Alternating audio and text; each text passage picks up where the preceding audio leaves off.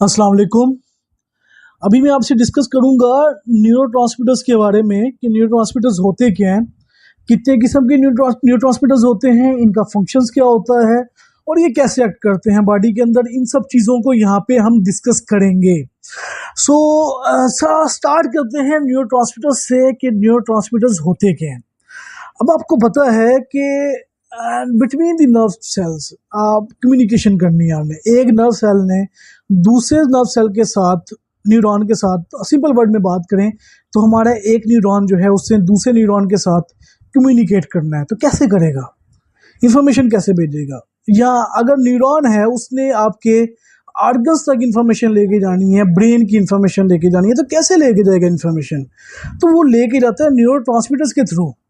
ये न्यूरोट्रांसमीटर्स जो होते हैं ये बेसिकली इंफॉर्मेशन को कम्युनिकेट करने में इन्वॉल्व होते हैं बिटवीन दी न्यूरॉन्स, दो न्यूरॉन्स के दरमियान में, या फिर न्यूरॉन और मसल फाइबर के दरमियान, सो अफेक्टेड ऑर्गन के दरमियान में एक केमिकल रिलीज होगा। उस केमिकल को हम कहेंगे न्यूरोट्रांसमीटर्स। और न्यूरोट्रांसमीटर जो होगा वो बेसिकली इंफॉर्मेशन को लेके जाता है ब्रेन से टूवर्ड दी ऑर्गन्स, या दो न्यूरॉन्स के दरमियान में इंफॉर्मेशन को पास ऑन करने में ये हेल्प करता है।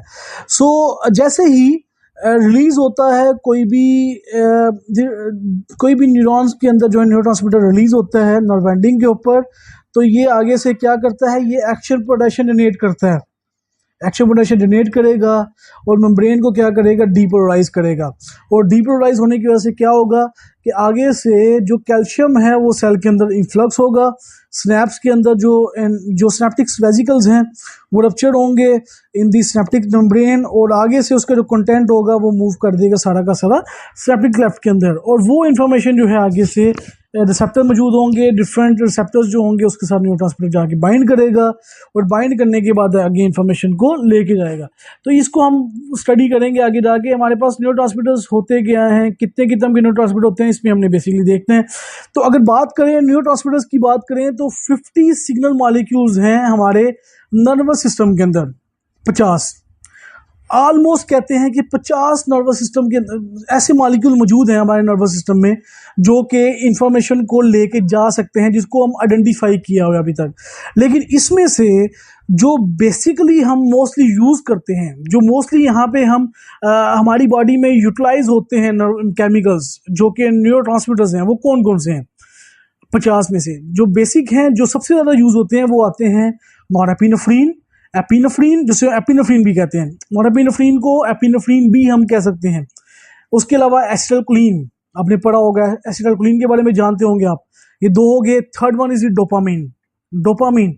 उसके अलावा सेरोटोनिन आती है हमारे पास, उसके बाद हिस्टामिन्स आती हैं, ग्लूटामेट आते हैं, और गाबा आता है, गैमा अमाइनो ब्यूटरिक एसिड जिसे हम कहते हैं। ये ऑलमोस्ट जो है हमारे पास 6 बनते हैं। 6 जो न्यूरोट्रांसमीटर्स हैं ये सबसे ज़्यादा यूज़फुल हैं और ये सबसे ज़्यादा यूज़ किए जाते हैं। हम इनको ड्रग्स बनाई गई हैं, इनको यूज़ करके, इनको बना के हमने इनको थेरेप्यूटिकली यूज़ किया है, और इनको हमने डिफरेंट ड्रग्स बनाई हैं जो कि हमारे नर्वस सिस्टम को चेंजेस प्रोड्यूस करती हैं। अब इसको इन्हीं में से हम कुछ न्यूरोट्रांसमीटर्स के बारे में स्टडी करेंगे। अब इसमें जो फर्स्ट वन आता है वो आता है एसिटाइलकोलिन, जिसे हम कोलिनर्जिक न्यूरॉन भी कहते हैं। यहाँ पे ये रिलीज होगा। अब जो ऑटोनॉमिक नर्व फाइबर्स होती हैं वो दो ग्रुप्स में डिवाइड होती हैं।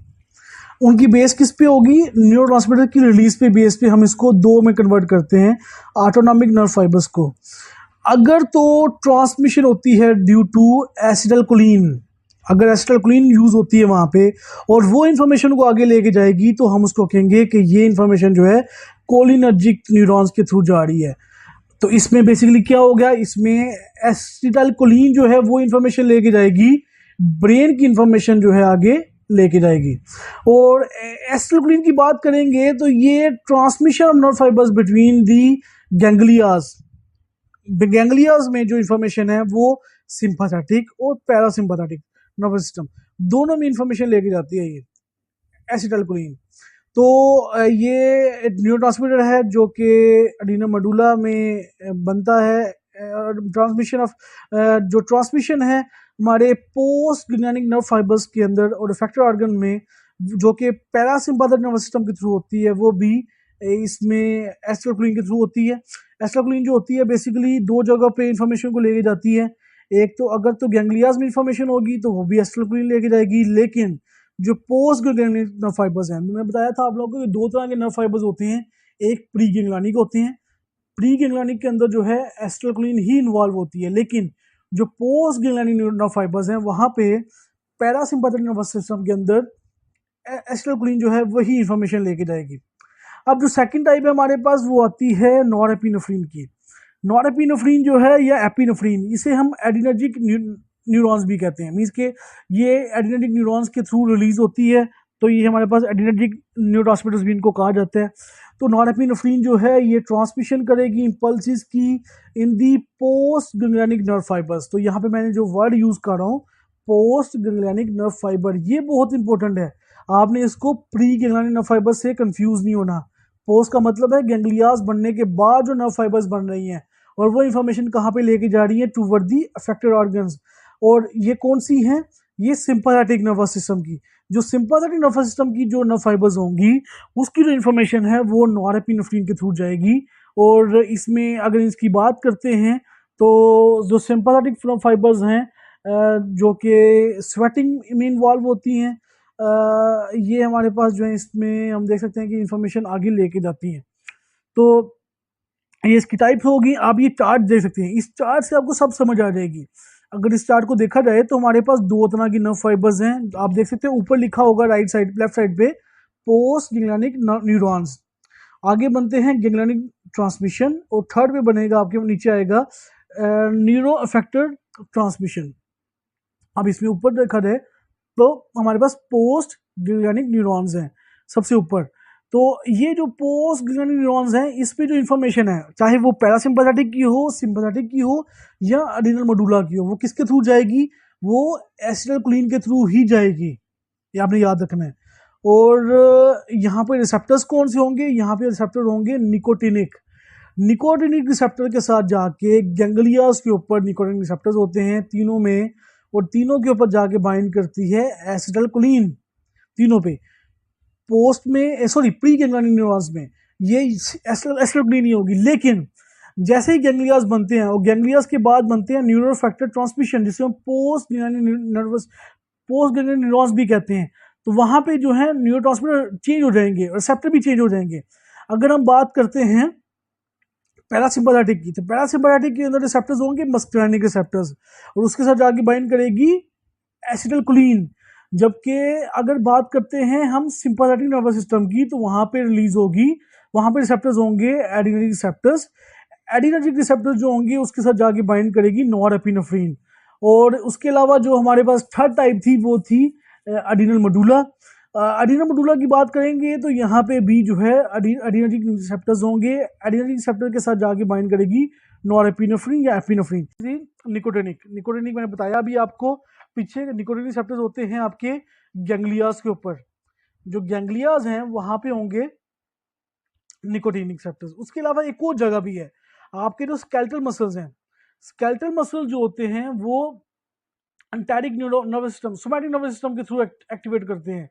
तो सोमैटिक नर्वस सिस्टम जो इन्फॉर्मेशन लेके आता है वो भी एसिटाइलकोलिन के थ्रू लेके आ रहा होता है, और स्केलेटल मसल के ऊपर जो इन्फॉर्मेशन आती है वो भी निकोटिनिक रिसेप्टर्स मौजूद होते हैं, और उनके साथ जाके बाइंड करेगी एसिटाइलकोलिन। तो एसिटाइलकोलिन जो है निकोटिनिक रिसेप्टर के साथ जाके बाइंड करेगी, या फिर बाइंड करेगी मस्कुलिनिक रिसेप्टर के साथ। तो हम इसको सिंपलीफाई करने के लिए कहते हैं कि यहाँ तो एम रिसेप्टर्स होंगे या एन रिसेप्टर्स होंगे, दो तरह के रिसेप्टर्स हैं। एम रिसेप्टर्स जो हैं जिसको हम मस्कुलिनिक रिसेप्टर्स भी कहते हैं, ये हमारे पास न्यूरो अफेक्टेड जंक्शंस पे होते हैं, जहाँ पे न्यूरॉन्स और अफेक्टेड ऑर्गन जो है आपस में आके मिलते हैं, तो वहाँ पे मस्कुलिनिक रिसेप्टर होते हैं। जबकि निकोटिनिक रिसेप्टर जो होते हैं गैंग्लियाज पे होते हैं।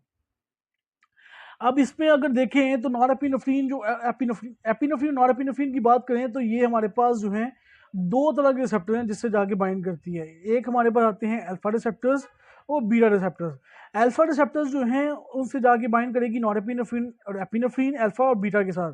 अब अल्फा और बीटा को भी आगे सब डिवीजन है इसकी। अल्फा की अगर सब डिवीजन की बात करेंगे तो अल्फा के आगे दो डिवीजन हैं, अल्फा 1 और अल्फा 2।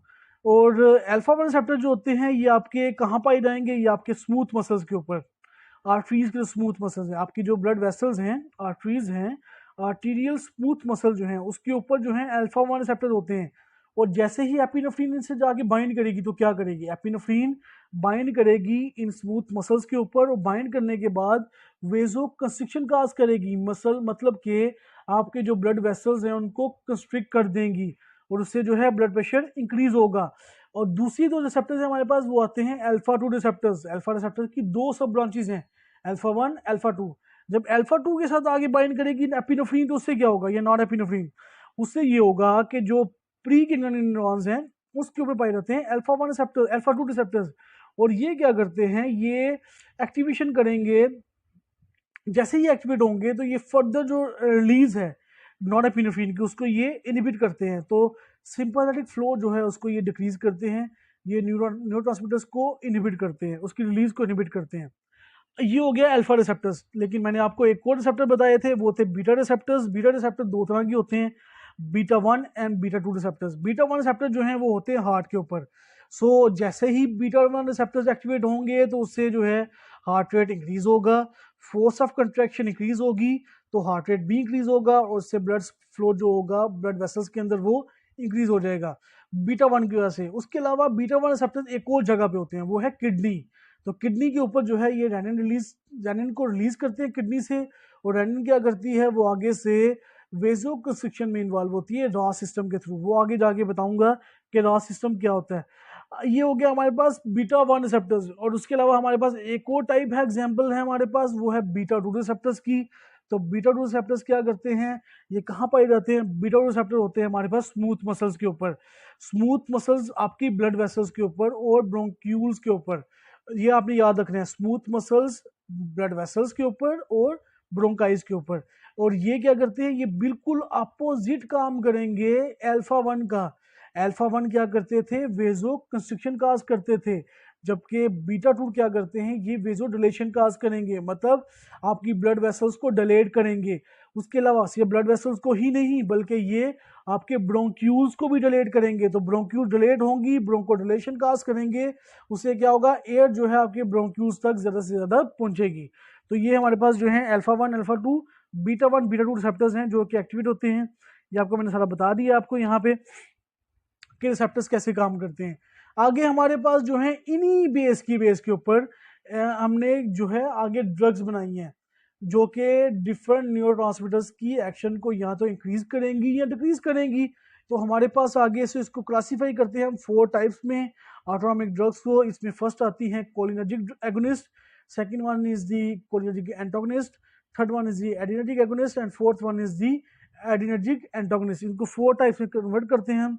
अगर हम बात करते हैं ऑटोनॉमिक ड्रग्स की, तो ऑटोनॉमिक ड्रग्स होती क्या हैं, तो ये क्या करती हैं, ये ड्रग्स जो हैं आपकी बॉडी के अंदर चेंज करेंगी या अल्टर करेंगी एनएस को। तो हमारे पास जो है, ये आपको पीछे मैंने बताया है कि एनएस को चेंज करेंगी, ऑटोनॉमिक नर्वस सिस्टम को ये चेंज करने के बाद इसके एक्शन को चेंज करेंगी, या तो हार्ट रेट इंक्रीज होगा या डिक्रीज करेगा, वो डिपेंड करता है कि आप कौन सा न्यूरोट्रांसमीटर यहाँ पे यूज करें। तो ये था आज का टॉपिक। इसको मैंने कोशिश की है कि समराइज करूं जितना कम से कम हो सकता है, ताकि आप लोगों को इसको इन्फॉर्मेशन मिल सके कि इसके अंदर क्या स्टडी करते हैं। बाकी कोई भी इन्फॉर्मेशन होगी आपको रिक्वायर्ड होगी तो आप मुझसे कमेंट सेक्शन में पूछ सकते हैं। उस तब तक जो है हम नेक्स्ट लेक्चर तक जो है